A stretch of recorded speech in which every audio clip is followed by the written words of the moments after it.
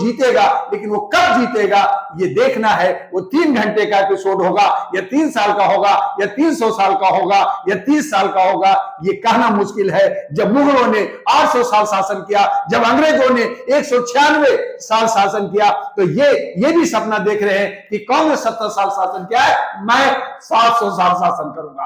तो ये लेकर के जो ये चल रहे हैं, ये हमारे लिए दुर्भाग्यपूर्ण है। और लोकतंत्र खत्म हो गया, संविधान खत्म हो गया, ये बदलने की बात ये सगुफा बदल चुका है।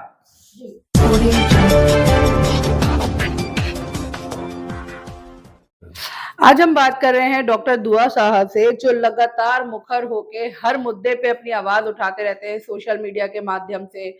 और बहुत सारे सोशल मीडिया इन्फ्लुएंसर ऐसे हैं जिनका ये सपोर्ट करते हैं। अभी बीच में आपने सुना होगा यूट्यूब बंद करने की बात हुई थी, लेकिन वहां भी दुआ साहब ने अपने आप को रिप्रेजेंट किया था कि नहीं, मैं इनके समर्थन में हूं, क्यों बंद करना है, क्यों आवाज दबानी है सोशल मीडिया की। तो आज हम इनसे बात करेंगे। जो आपने सुना होगा, दुआ साहब आपसे मेरा जो सवाल है वो आपने सुना होगा कि कर्नाटक से भाजपा सांसद पूर्व मंत्री अनंत कुमार हेगड़े कह रहे हैं कि 400 पार इसलिए जरूरी है कि संविधान में अमेंडमेंट करना है। क्या 400 पार हुए तो संविधान बदल देगा बीजेपी?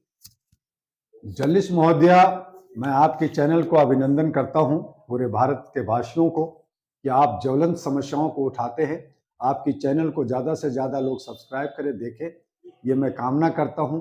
और जो अनंत कुमार हेगड़े साहब जिस तरह की वक्तव्य देते हैं, इससे ये साबित होता है कि अंधभक्ति चरम सीमा पे है। देश को समझते नहीं है, लोकतंत्र को इन्होंने धत्ता बना दिया है, मजाक बना दिया है, संविधान को इन्होंने मजाक बना दिया है। और जनता जो जनार्दन है, जो मालिक है, उसको ये लोग जो है कुछ नहीं समझते। एक दिन ये हाथ जोड़ कर करके भीख मांगते हैं और 5 साल तक उन्हें भीख मंगाते हैं। तो इस तरह की जो समीकरण है कि ये 400 पार, तो 400 जब पार हो गए तो अरबों खरबों रुपया जो चुनाव आयोग में खर्च होता है, जो इलेक्ट्रो बॉन्ड से आप पैसा जमा करके जो प्रचार प्रसार में अरबों खरबों रुपया आप खर्च कर रहे हैं, ये जो विधायिका पे 1 लाख अरब रुपया जो है खर्च होता है, वो आप उनमें जो है लोगों को ला करके ध्रुवीकरण वोट, जो जनता वोट नहीं देगी, हमें जो है शरणार्थी वोट देगा और मैं शासन करूंगा। तो इस तरह की सोच रखने वाले आप सोच सकते हैं देश को विघटनकारी में ले जा रहे हैं, तोड़ने की बात कर रहे हैं, नफरत की राजनीति कर रहे हैं और ये जो है अपनी मर्जी से सत्ता हथियाना चाहते हैं। तो ये जो है राजा का एक सिस्टम होता है कि मैं ही हूं और कोई और नहीं है। तो मैं कहना चाहता हूं, आपके चैनल से बार बार कहना चाहता हूं कि आज भारत के अंदर कोई पार्टी नहीं है, कोई बीजेपी पार्टी नहीं है। अगर पार्टी बीजेपी होता तो कई लोगों की बातें होती, लोकतंत्र की बात होती, संविधान की बात होती, सबके हक अधिकार और सामाजिक भागीदारी की बात होती। लेकिन यहाँ ये बात नहीं होती। यहाँ होता है मोदी है तो मुमकिन है, मोदी ही सब कुछ करेंगे। तो भैया जब मोदी ही सब कुछ करेंगे तो फिर 272 को हम क्यों अरबों रुपया खर्च करें? तो 272 की जरूरत नहीं है, 543 की जरूरत नहीं है। विपक्ष भी क्यों हंगामा और प्रचार प्रसार कर रहे हैं? जो पप्पू कहा गया वो अब चप्पू चलाने लगे। ये अलग बात है कि चप्पू चलाना भी वो तरीका होता है, वो चप्पू तरीका नहीं सीखे, आज वो जो है हंगामा कर रहे हैं। लेकिन अपने जो भ्रष्टाचारी लोग हैं, जो सीएम है, जो बड़े बड़े लोग हैं, उन्हीं लोगों को टिकट दे रहे हैं। दुआ जैसे लोग उनको नहीं चाहिए। हेगड़े साहब ने, अनंत कुमार जी ने जो कहा है वो जो है वो अहम है। उनका एक राजतंत्र, एक हेगड़ी है, एक जो है आप कह सकते हैं कि हिटलरगिरी है, सामंतवादी है और जनता के अधिकारों को, जनता को जनार्दन नहीं समझते, अपने को मालिक समझते हैं और ये देश के लिए, लोकतंत्र के लिए घातक है। किसान वर्ग पहले से ही इनके खिलाफ सड़कों पे है। पढ़ा लिखा नौजवान और स्टूडेंट पेपर लीक और बेरोजगारी जैसी समस्याओं से जूझ रहे हैं। लगातार विरोध देखने को मिल रहा है। इसके बावजूद भी आखिर 400 पार का नारा बीजेपी कैसे दे सकती है?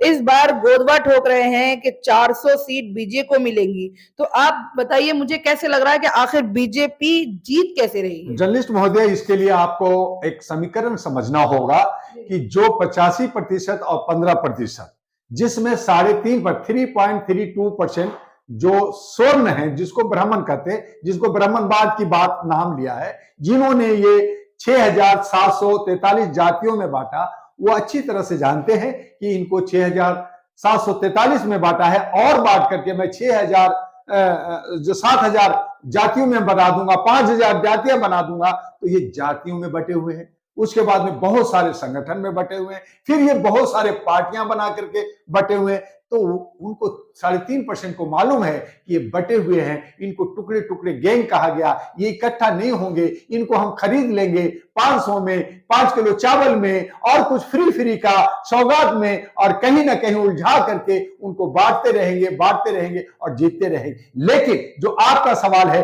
कि मुसलमान जो है क्यों बीजेपी के ये है, तो मुसलमान हमेशा ठगा गया, कांग्रेस ने भी ठगा, इसने भी ठगा, क्योंकि मुसलमान एक ऐसी कम्युनिटी है जो एक भेड़ की तरह एक तरफ जाती है। आज भारत के अंदर 21% मुसलमान हो गया है। इनको डर हो गया है कि अगर एक तरफ मुसलमान 21% हो गया और दलित शोषित और बाकी लोग अगर मिल करके 25 से 30% पे पहुंच गए तो ये कहीं सत्ता ना ले लें, और जो ओवैसी हुंकार भरता है मैं प्रधान बनूंगा, तो ऐसा नहीं कि वो बन जाए। तो उसको तोड़ने के लिए उसके अंदर पासमानदा लगाया गया, उसके अंदर और लाया गया, सिया सुन्नी के हवा दिया गया, और मुसलमानों को तोड़ने के लिए ये जो सियासतदान है, और ये सियासतदान नहीं बल्कि हम कहना चाहते हैं कि आज बीजेपी हो, कांग्रेस हो, आम आदमी पार्टी हो या अन्य सभी पार्टियां हो, सब के सब डॉन है, एक बड़ा डॉन एक छोटा डॉन, मिला जुला के 12 गैंगस्टर लोग जो है देश के अंदर अपने तरीके से राज करती है। यहां 141 में जो 65 करोड़ जो नौजवानों की संख्या है उनकी कोई भागीदारी नहीं है, सब इन्हीं का चट्टे बट्टे हुए हैं। कहां है बीजेपी? वहां पे तो मोदी है तो मुमकिन है। कहां है कांग्रेस? वहां तो सोनिया और राहुल है तो मुमकिन है। कहां है समाजवादी? वहां अखिलेश है तो समाजवादी है। कहां है हमारा बहुजन समाज पार्टी? वहां मायावती है तो बीएसपी है। कहां है तृणमूल? जहां ममता है तो तृणमूल है। तो ये जो 12 लोगों को जोड़ लें, स्टेलिन को जोड़ लें, उद्धव ठाकरे को जोड़ लें, आप साउथ के और एक को जोड़ लें, तो ये 12-13 लोग ही जो है एक गैंगस्टर है, मिलजुल करके कहानी करते हैं। अपने चट्टे बट्टे लोगों को, बदमाशों को, लीडरों को, जो उनके लीडर है उनको रिपीट करते हैं, उनके बच्चों को देते हैं। जैसे फिल्म इंडस्ट्री के अंदर होता है, एक हीरो है, वही हीरो का बेटा या बेटी ही हीरो बनेगा, आम नागरिक नहीं बनेगा, चाहे वो कितना भी पैर खींच ले। तो यहाँ पे जितने भी सामाजिक कार्यकर्ता हैं, 10 साल से काम कर रहे हैं, 15 साल से काम कर रहे हैं, देश के लिए अच्छा काम कर रहे हैं। डॉक्टर दुआ 37 साल से मानवाधिकार की जागरूकता कर रहा है, लेकिन इनकी बात नहीं सुनना चाहते। और यही वजह है कि जैसे जयप्रकाश ने आकर के कांग्रेस को एक रास्ता देना चाहता था, कहा कि हम आपको मजबूत करना चाहते हैं, लेकिन इंदिरा गांधी नहीं सुनी थी, और तब उसने कसम खा था कि मैं इस कांग्रेस को तोड़ दूंगा, और उसने कांग्रेस को तोड़ा और इंदिरा गांधी को जेल भेजा। आज एक दूसरा बिहारी डॉक्टर दुआ को चैलेंज कर रहे हैं। हमने कहा हम आपको रास्ता देते हैं, हम आपको दशा दिशा देते हैं, आप सही रास्ते पे चले। देश की आपका जो है अगर बेरोजगारों को, अगर शिक्षा, स्वास्थ्य को, महिलाओं को आपने जो है सुरक्षा देना है, उनको साथ लेना है, तो डॉक्टर दुआ से आप सलाह मशवरा करें, डॉक्टर दुआ को साथ लें। लेकिन ये बात नहीं करना चाहते, ये वीआईपी कल्चर में जी रहे हैं, ये वही नेताओं और गुंडों बदमाशों को टिकट दे रहे हैं। तो मिला जुला करके ये जनता के जनप्रतिनिधि नहीं है, ये सब के सब डॉन है जो कंपनी चला रहे हैं। और जब कंपनी चल रही है तो फिर जनता की भागीदारी कहां है, सामाजिक भागीदारी कहां है? जो देश के अंदर नौजवानों को आर्थिक आजादी मिलनी चाहिए, आज नफसी बेरोजगारी बढ़ गई है, महंगाई बढ़ गई है, लोगों के पैर पॉकेट में 1 रुपया नहीं है कि वो कोई चीज खरीद सके, वो पैदल चलने पे विवश हो गए, साइकिल पे चलने के लिए विवश हो गए। आप 50 गाड़ियां में घूम रहे, आप लुटियन जोन में रह रहे, आप 56 भोग खा रहे, और सरकार या विपक्ष ये सब मिलकर के जनता को 111वें स्थान पे लाया है। और इनको खाने के लिए क्या मिल रहा है? गोबर खाइए। आप जो है क्या पिएंगे? तो मन मूत्र पीजिए, और उसी गौ माता, जिसको गौ माता के से संगत, अच्छी बात है, आप गौ माता को बचाइए, लेकिन उसका जो दूध है, उसका जो दही है वो आप खा रहे हैं, उसका जो घी है जो मंदिर में चल रहा है, और हम गरीबों को जो है मल मूत्र और जो है गोबर खाने के लिए विवश करें। आप गोबर खाइए ना। मैं कहा इन बहुसंख्यकों को, मैं सबको कह रहा हूं, अगर तुम उसको मानते हो, तुम राम को मानो, सबकी मानो, सबकी पूजा करो, लेकिन मंदिर में जाके मूत्र और गोबर चढ़ाओ और कहो ऐ पंडित ये मैं खा रहा हूं, तू भी खा, मैं देखता हूं कि वो गोबर और मूत्र खाता है या लेता है या नहीं लेता है, मैं ये देखना चाहता हूं, लेकिन नहीं हो रहा। तो इस तरह से जो अनंत में जो अपने को 400 पार कह रहे और मैं संविधान बदल दूंगा, तो संविधान है कहां? कौन से संविधान बदलेंगे? संविधान बदल चुका, संविधान ये लोकतंत्र बदल चुका, यहां राजतंत्र हो गया है। और तब हमारे देश के आदरणीय माननीय प्रधानमंत्री ने 22 जनवरी को अयोध्या में कहा कि मैं राम राज्य से राष्ट्र का विकास करूंगा और हम आसपास के जो साधु लोग हैं उनसे सलाम मशवरा करके उनका सम्मान करके देश चलाऊंगा। इसका मतलब क्या हुआ? जो सनातन युग में आज से 1500-2000 साल पहले जो राजा लोग अपने ऋषि मुनियों से सलाह लेते थे, उसका गर्दन काट दो, उसका हाथ काट दो, उसका एकलव्य का हाथ ले लो, तो जो उनका ब्राह्मणवाद था, उनका जो एक सिस्टम था, वही सिस्टम आप लाना चाहते हो, तो फिर संविधान तो बदल चुका, संविधान तो खत्म हो चुका, लोकतंत्र खत्म हो चुका, अब क्या बदलोगे? अब तो हमें सिर्फ जो अभी हम बोल रहे हैं वो अभी एक थोड़ी सी एक आस लगी हुई है उसी संविधान का, और उसी पे आर्टिकल 19 का और समता का, आर्टिकल 14 से 18 का, 25 से 28 और आजादी से 21 का जो हम जी रहे हैं, एक डुगडुगी बजा रहे हैं, वो भी हमसे छीन लिया गया है। और एन कैन प्रकार तरीके से आप 405 या 370, 362 अगर एक पार्टी को पूर्ण बहुमत मिल जाती है तो वो रात में सपना देखेंगे, सुबह कानून लगा देंगे और ये नफरत कर करके, हिंदू मुस्लिम करके, लोगों को बांट कर करके और ये राजा बन कर करके एक बड़ा डॉन जैसे फिल्मों में बनता है कि विलेन जो है बड़ा होता है, उसके नीचे छोटे छोटे जो है गुंडे होते हैं जो काम करते हैं लूट फूट का, ये काम करते रहेंगे। सभी राज्यों के जो चीफ मिनिस्टर होंगे वो छोटे डॉन होंगे, एक बड़ा राज्य में जो स्टेट में सेंटर में जो है एक बड़ा डॉन होगा और ये राज करते रहेंगे और हम कहेंगे मैं हीरो हूं,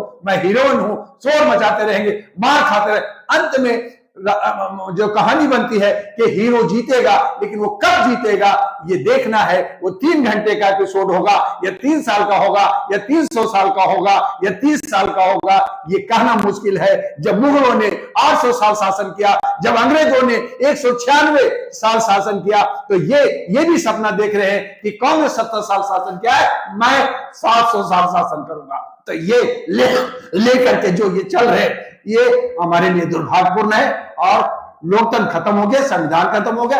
ये बदलने की बात इस सगुफा बदल चुका है। डॉक्टर एमयू दुआ को जिस तरीके से उन्होंने संविधान बदलने की बात को लेकर अपनी बात रखी है, आप समझिए कि किस तरह से रोष है जनता के बीच में इस बात को लेकर कि संविधान को कोई कैसे बदल सकता है। आपका इस पूरी खबर पे क्या कहना है, हमें कमेंट करके जरूर बताइए। जुड़े रहिए हमारे साथ। धन्यवाद।